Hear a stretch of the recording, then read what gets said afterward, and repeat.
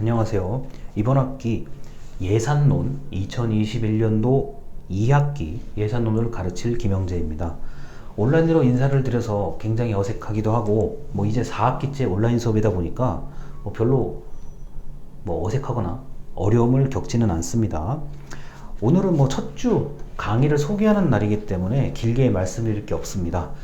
일단 예산론이라는 과목 이름은 다른 학교에서는 재무행정론 또는 정부 예산론, 국가 예산론 여러 가지 얘기들이 있는데 결정적으로 예산, 재무, 재정 이런 단어들이 들어가면 모두 정부가 돈을 어떻게 쓰고 어떻게 모으고 어떻게 관리하는지를 배우는 거구나 이렇게 생각하시면 틀림이 없습니다. 자, 제가 대학교 다녔을 때 재무행정론은 굉장히 어려운 과목이었어요. 지금 이 수업입니다. 자, 그런데 제가 20년이 지난 지금쯤 다시 이 과목을 강의를 하면서 느끼는 거는 개인이 돈을 벌고 돈을 보관하고 돈을 쓰는 거하고 정부가 돈을 세입을 얻어서 세출 어딘가에 많이 쓰죠. 아주 다양한 곳에 많이 돈을 씁니다. 그리고 그것을 장기적으로 보유, 흔히 말해서 통장에 돈을 보관한다 이렇게 생각하시면 되겠죠. 자, 그런 과정이라는 것을 느꼈습니다. 그래서 원리가 크게 다르진 않아요. 왜냐? 돈이기 때문에 그렇습니다. 자, 돈은 많으면 일단 유리한 거고 없으면 굉장히 불리해지는 거죠. 개인은 말할 것도 없고 국가, 정부 마찬가지입니다. 일단 올해 쓸 돈이 좀 많이 모여 있어야 유리한 거고 쓸 돈이 없으면 그만큼 정부는 불리해지는 거죠. 자, 그런데 개인처럼 아무렇게나 내가 자율적으로 쓰는 게 아니라 정부는 법령, 어떤 특정한 규칙에 따라서 예산을 계획하고 그 다음에 계획한 대로 집행하고 잘 집행되는지 결산, 우리가 가계부를 정리해서 맞춰보듯이 결산하는 그런 과정들을 전체적으로 배우는 게 바로 예산론입니다. 자, 이론이 좀 많은데 법령도 많아요. 그런데 이걸 제가 무턱대고 외우라고 하진 않습니다. 이런 게 있고 이 법령 때문에 돈을 이렇게 쓰는구나 이 정도 아시면 거의 정확해요. 자, 그리고 사례나 사건들을 얘기할 텐데 이게 돈이 이렇게 쓰이는 거구나, 왜 우리가 낸 세금을 가지고 내가 전혀 모르는 저런 곳에 왜 돈을 쓸까. 자, 그런데 어떤 분명한 이유가 있기 때문에 돈을 쓰는 거죠. 자, 이러한 것들이 모두 사례입니다. 자, 그리고 사건들, 어떠한 사건 때문에 새로운 제도가 만들어지고 법이 만들어지고 때로는 그게 바뀌게 된다는 게 바로 사건들이죠. 자, 그런데 이게 제가 어렸을 때는 이 과목이 어려웠어요. 자, 그런데 생각을 해보니 우리 주변에 엄청나게 많습니다. 이 관련된 사례들이요. 자, 일단 중간고사, 기말고사 출석 과제인데, 자, 중간고사와 기말고사는 제가 시험 직전에 안내를 자세히 해드릴 거고요. 과제는 만약에 있으면 제가 있는 대로 안내를 드릴 거고 없으면 없다고 말씀을 드리겠습니다. 좀 진행해보고 말씀드릴게요. 자, 우리가 정부 예산으로 국민들에게 뭔가 하는 건 굉장히 많아요. 굉장히 많은데 나는 뉴스에 나오는 거 어쩌다 한번 보고 어쩌다 한번 듣고 또는 주변 사람들이 너 지금 빨리 인터넷에서 신청해서 뭘 신청하면 돈을 받을 수 있대, 요 정도의 아주 극히 일부분만 알고 있습니다.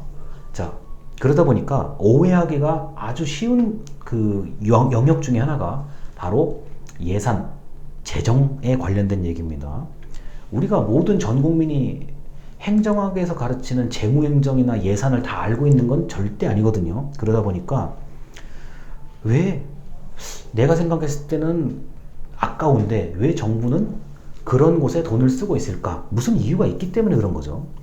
자, 그리고 이 좀 어려운 내용이고 좀 와닿지 않는 내용이 몇 개가 있어요. 그런 것에 대해서는 제가 최대한 쉽게 강의를 할 텐데, 옛날에 제가 학생 때가 아니라 지금 좀 나이가 들어서 보니까 옛날에 어려웠던 내용도 지금 생각해보니 어렵지가 않더라고요. 그리고 제가 20년 전에 이 과목을 학생 때 배웠었는데 너무 심하게 많은 것들이 바뀌었어요. 그러다 보니까 쉽게 이해할 수가 있습니다. 자, 그리고 내가 살고 있는 일상에 예산의 쓰임새가 무척 많아요. 그리고 여러분들이 앞으로 어떤 직장을 다니거나 사업을 하시게 될 때 내야 되는 세금이 생각보다 여러 가지들이 있고요. 그 카드로 결제할 때 우리가 부가가치세가 이미 포함이 되어 있는 거잖아요. 자, 이런 것들도 모두 자, 조세, 세금의 영역이라고 보시면 되겠습니다. 자, 온라인 강의를 중심으로 진행을 하는데 궁금하신 것들은 뭐 학교 내에 있는 시스템의 메시지, 쪽지 같은 것을 통해서 물어보셔도 되고 제 개인 연락처로 물어보셔도 됩니다. 뭐 연락에 대해서는 뭐 전혀 제가 거부하거나 거절할 그런 경우는 거의 없습니다. 답변은 보통 빨리 다 해드립니다. 자, 최대한 편하게 수업을 듣도록 진행을 할 거고요. 이 온라인 수업이다 보니까 불필요한 얘기는 다 생략하고 필요한 내용을 강의를 할 건데 제 강의 같은 경우는 녹화를 해서 유튜브에 올리는 방식이거든요. 그러다 보니까 영상을 10분 정도로 이렇게 다 분리해서 한 대여섯 개 정도 됩니다. 대여섯 개를 합하면 그 한 주차 분량이 나오도록 제가 강의를 하고 있습니다. 여러분이 뭐 한 번에 60분짜리 다 들으려고 그러면 이게 굉장히 좀 불편하거든요. 그래서 10분짜리 뭐 때로는 15분이 될 수도 있습니다. 이런 것들을 4개에서 많으면 6개까지 이어서 올려놓으면 여러분들이 자, 그 영상을 시간 될 때 보시고 뭐 공부를 하시면 될 것 같습니다.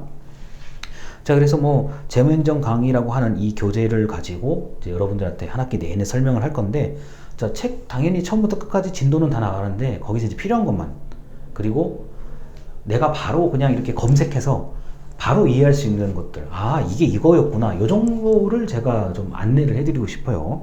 자, 그래서 이렇게 말씀을 드리면 한 학기 동안 예산에 대해서 내가 어떻게 배우겠구나 의외로 안 어렵다를 강조하고 싶습니다. 이게 절대 어렵지가 않고 뭐 우리가 지하철을 타고 특히 고속버스를 타는 분들 고속버스 타는 경우도 당연히 자, 중앙부처에서 관리를 하고 그에 대한 요금 어떤 것들을 전부 다 관리하고 있는 거죠.